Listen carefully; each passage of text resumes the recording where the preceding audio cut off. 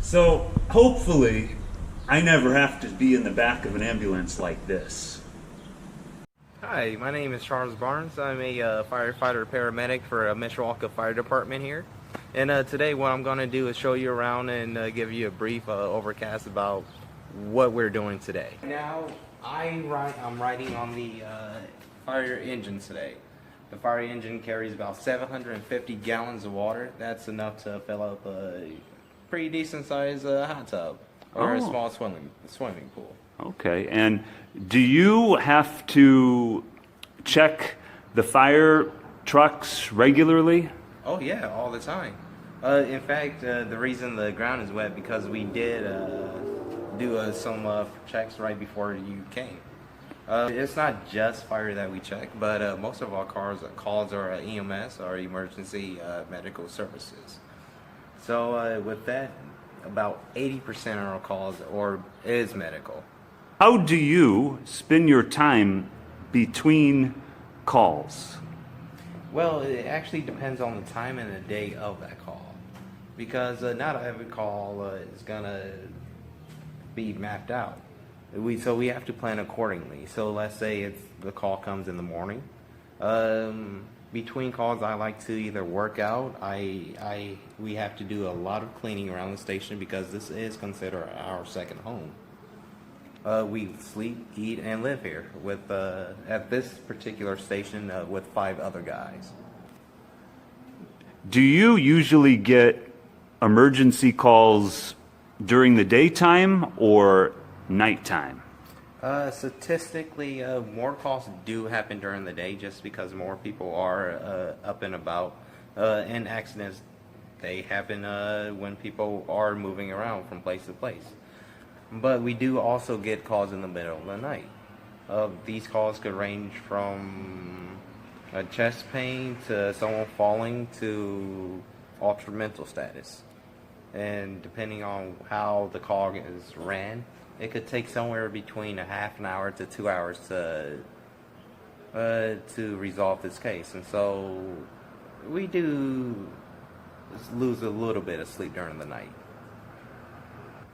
Do you feel that you get enough sleep? Consistently, just coming from my own experiences, no, not consistently, but we do like to prepare ourselves because calls do happen in the middle of the night. It's be a safe bet to take naps within the day. Another question I have is, do you always feel ready to take emergency calls?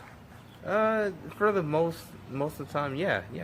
I mean, there are some times that that can't be helped. Sometimes when you're sleeping or you're showering and you have to get dressed within 90 seconds and get out.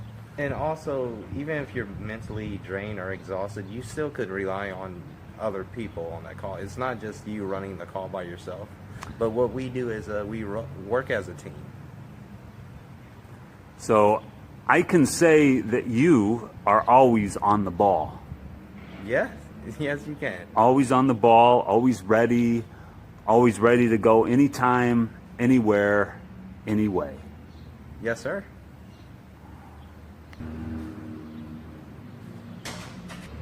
We're looking at the back of the ambulance, the back entrance where we put the injured, the people who need help, the people who need to be taken to the emergency room.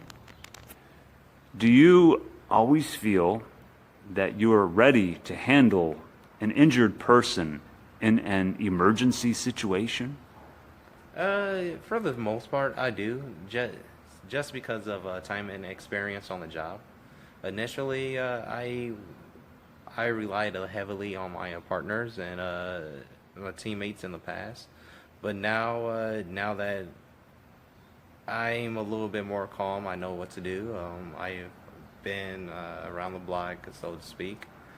I feel a lot more comfortable on the ambulance. I feel like I could handle any call.